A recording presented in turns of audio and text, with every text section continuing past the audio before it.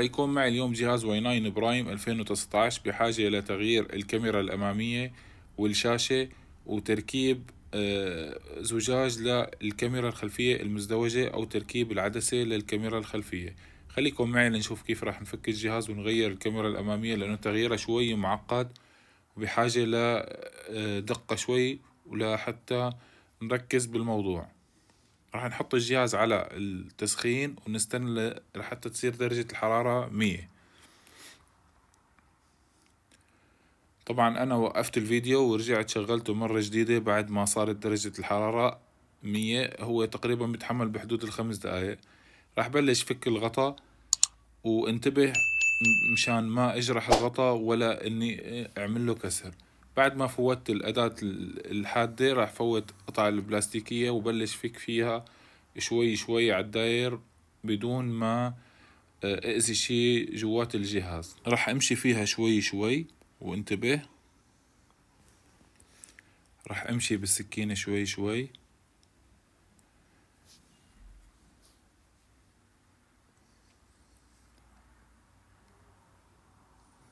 وهيك صار فيني شيل الغطا. هلا بدي انتبه كمان انه عم شيل الغطا ما شيله بسرعة، لانه بقطع جدلة البصمة اللي ورا. وهلا بعد ما فكيت الغطا راح فك الغطا الخلفي او غطا البورد مشان اقدر فك الجدلة اللي موجودة على ظهر الجهاز، هي جدلة البصمة. راح فك البراغي وشيل الغطا البلاستيك، وبعدين افصل البطارية، وبعدين افصل الجدلة اللي موجودة على الغطا. وهلا راح بلش شيل الغطا البلاستيك بالملقط شوي شوي بدون ما اذي البورد. هيك انشال معي الغطا. راح شيل جكة البطارية او فيشة البطارية، وراح شيل بعد منها فيشة البصمة الخلفية. هاي الغطا صار طالع عندي. هلا راح افصل الجكات اللي موجودة على البوردة، اللي هي جكة اليو اي اللي موجودة تحت وجكة الشاشة. وراح افصل الجكة الصغيرة تبع الشبكة، وراح فك البراغي الخاصة بالبورد.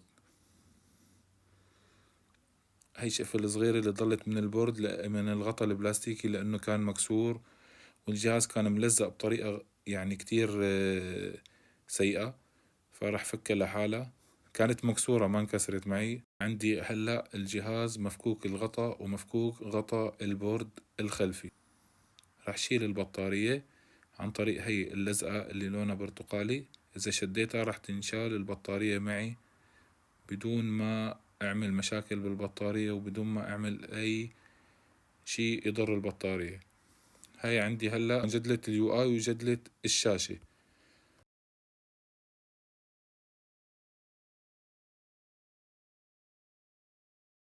هلا راح فك الشاشة، راح حميها على الجهاز، وراح خلي درجة الحرارة توصل لل100 واستنى عليه شوي. بعدين بلش شيلها بالسكينة البلاستيكية. هاي صارت درجة الحرارة 100، صارت حرارة الجهاز عالية شوي، وهذا الشي ما بيضر الجهاز ولا بيضر الشاشة. راح بلش أول شي بالقطعة الحديد، وبعدين فوت القطعة البلاستيكية وامشي فيها شوي شوي. هلا أنا الشاشة مكسورة عندي ما في إشكالية، لو إني شوي هيك تقاسيت عليها. أما لما تكون الشاشة مو مكسورة وبدي أرجع رجعها، فبدي أضطر أخذ وقتي بفك الشاشة وامشي فيها شوي شوي. طلعت عندي الشاشة.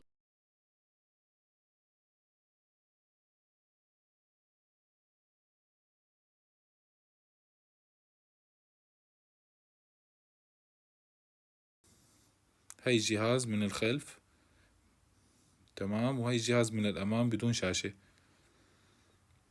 الجهاز ملزق كتير كتير عليه لاصق بطريقة غلط يعني، ومسبب شوية مشاكل للجهاز. راح نظف الجهاز كله هلأ أنا، وارجع لزق الإطار قبل ما اشتغل بالبورد وبالشاشة، وقبل ما اشتغل بالكاميرا الأمامية.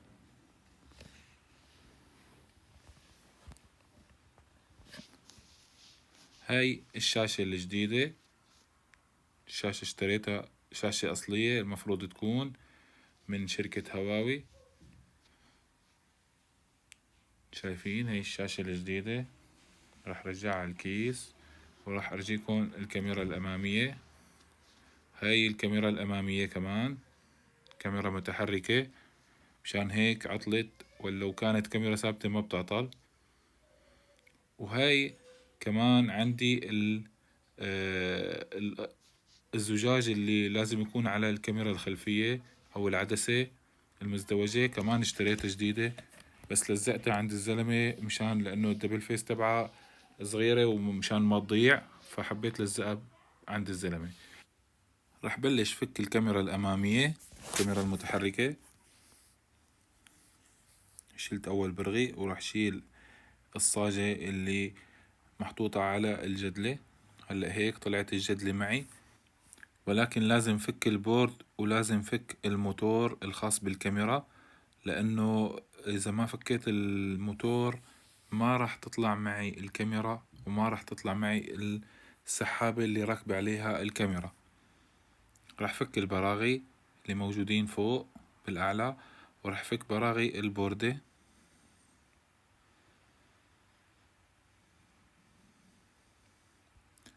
راح شيل هلأ الجدلات اللي موجودين على البورد وشيلها بالملقط، ولكن شوي شوي بدون ما أذي البورد. البورد حساس ولازم انتبه على هالشغلة.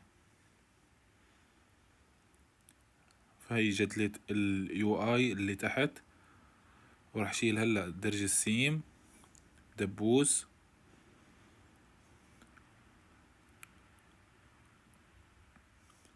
وهلأ راح شيلها بقطعة بلاستيكية وشوي شوي بدون ما أذي البورد مثل ما حكينا. طبعا اللي كان مجمع الجهاز حاطط عليه لاصق للبورد، وهذا الشي غلط.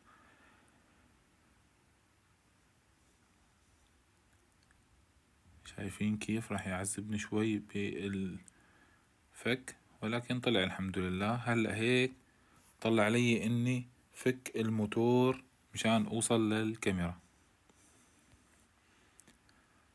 فك براغي الموتور هدول البرغيين الصغار وشيلهم.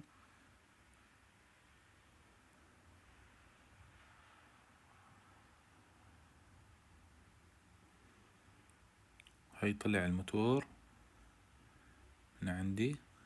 هلا رح شيل الجدلة الخاصة فيه، هو رح يكون ملزق تلزيق.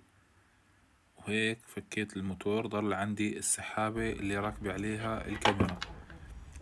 في عندي برغي هون مخفي لازم فكه انا لحتى اقدر شيل السحابة. رح شيل عنه اللزاق بالملقط وفك البرغي وشيله هو والرنديل الكبيرة شوي اللي جاية معه، مشان ما تطلع السحابة زيادة لفوق ولا تنزل زيادة لتحت، يعني لتحديد مجرى السحابة.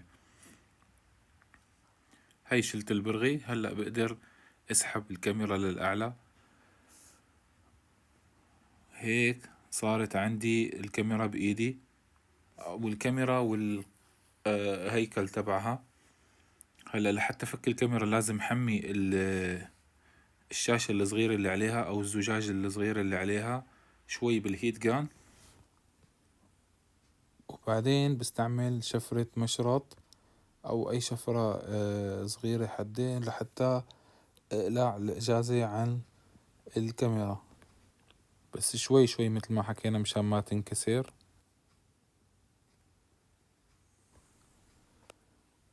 شوفوا كيف بالمشرط بطرفها هاي انقلعت معي. وراح قيم كمان البلاستيكة الحمراء.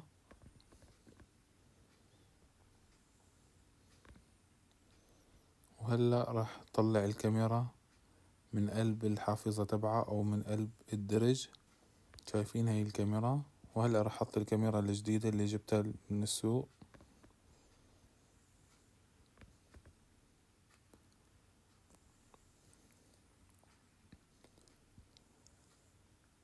راح نزلها بقلب الحافظة تبعها أو الدرج، وراح أحط البلاستيكة الحمراء،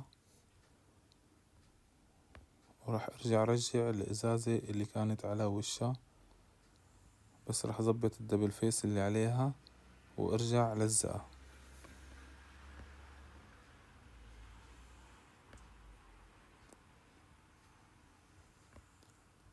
هيك انا لزقتها من جديد على الكاميرا، وهلأ راح ارجع الكاميرا لمكانها على الشاصي، وراح احط البرغي اللي فكيته اللي هو بيحدد مجرى الكاميرا.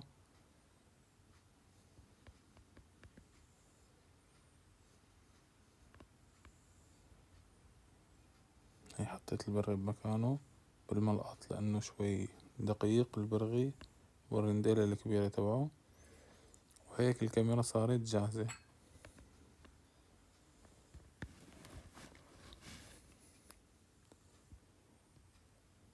هلا راح نزل الجلدة اللي كانت وراء الكاميرا، الجلدة الحمراء، مشان ما تصطدم بالبرغي وقت تفتح وتسكر وتضرب الكاميرا. وراح رجع الموتور، هاي الموتور صار بمكانه. لزقت الجدلة بالمكان المخصص إلها مشان تتصل مع البورد عن طريق الانحاسات، وهي عم ركب البرغيين.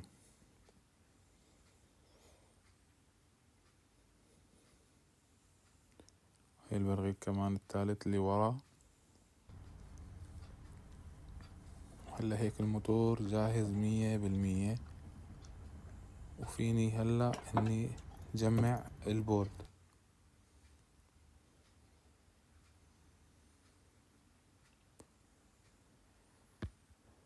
تمام، هاي البورد معي، راح احطه بمكانه وراح بعد الجدلات اول شي مشان ما يركب البورد فوق الجدلات.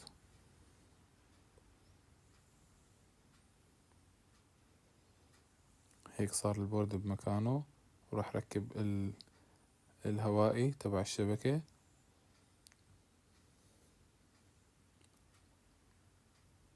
لازم استعمل الملقط بتركيب الهوائي لانه شوي دقيق وصغير.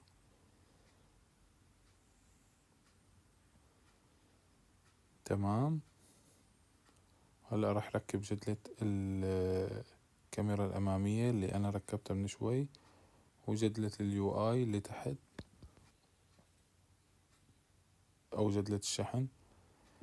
هي ركبت الجدلة، وركبت جدلة إيقاف التشغيل ورفع وخفض الصوت. راح أعمل طعجة صغيرة لجدلة الشحن مشان ما على الفتح والتسكير إنها تضرب الجدلة.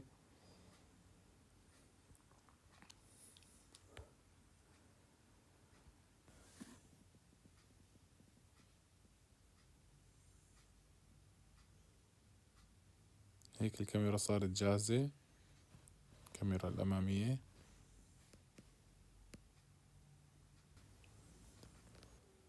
راح أحط البطارية وجرب الشاشة مشان أتأكد إنه شغلنا كله تمام.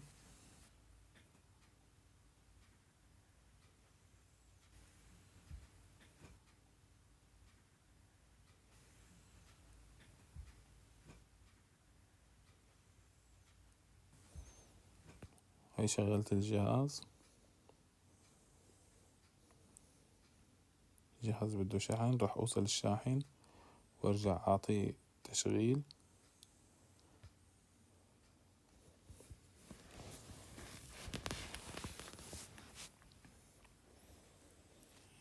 راح أرجع شغله مرة جديدة.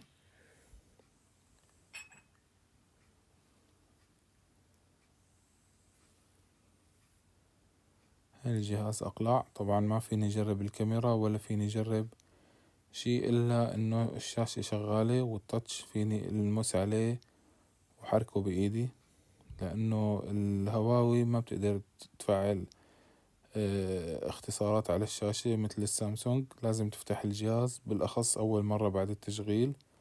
هيك جربت الشاشة وإن شاء الله شغالة تمام. هلا راح أرجع أركبها بمكانها بعد ما أحط اللاصق. طبعا أول شي راح أشيل البطارية.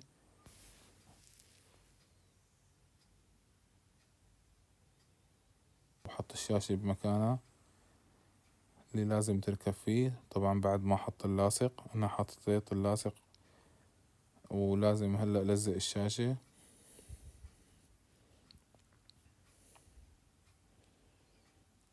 لازم ننتبه نحن عم نرجع الشاشة لمكانها ونرجعها شوي شوي مشان ما تكسر معنا.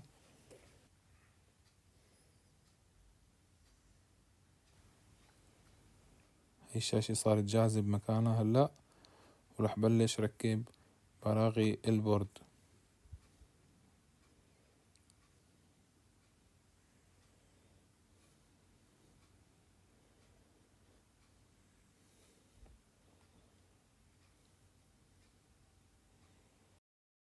هي الغطا تبع جدلة الكاميرا الأمامية مشان ما تأثر عليها أي شي، بس ركب الغطا البلاستيك اللي على البورد مشان ما إنه يصير فيها أي عائق أو أي شي.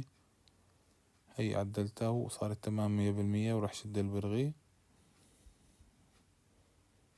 وهلأ راح أرجع البطارية لمكانها.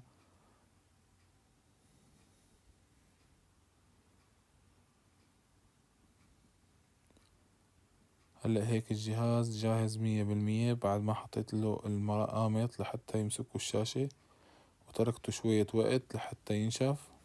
صار الجهاز 100% إن شاء الله، والشاشة لزقت ووضعها جيد. هلأ راح أشبك جدلة البصمة الخلفية قبل ما أركب الغطاء البلاستيك اللي على البورد، وراح أحط الغطاء بمكانه وركب البراغي الخاصة فيه.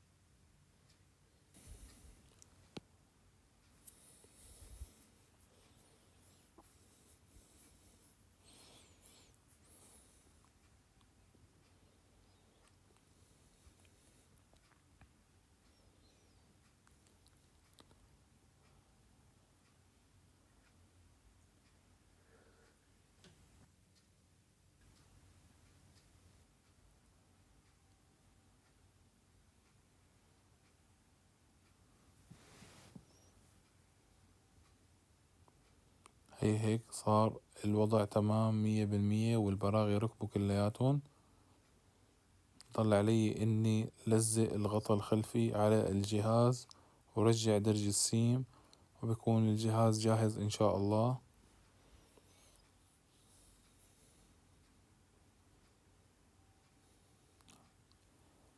راح بلش حط لاصق على الجهاز من ورا أو على الشاصي لحتى يلزق الغطاء. بس بدي انتبه لمكان الكاميرا الأمامية ما لازم حط فيه لاصق مشان ما تلزق وتبطل تطلع وتفوت. شايفين من الأعلى لازم انتبه على مكان الكاميرا الأمامية، لأنه الكاميرا الأمامية ما بتطلع إلا وقت إني شغلها. هلأ هيك راح لزق الغطاء وحط المقامط مرة جديدة واستنى عليه شوية وقت لحتى ينشف الجهاز. طبعا لازم اتأكد انه بمكانه 100% قبل ما حط مقامط وخليهم يمسكوا عليه.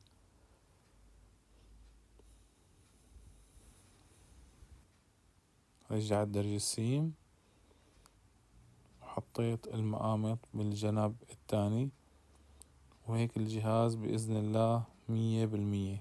طبعا ما قدرت أجرب الكاميرا لأنه الجهاز مقفول والزبون يعني بحاول أنا إني ما أفتح الجهاز إلا للضرورة القصوى، حتى الزبون إذا في شي خاص بالجهاز ما إنه يضطر إنه يفتح الجهاز أو يخاف من هذا الموضوع.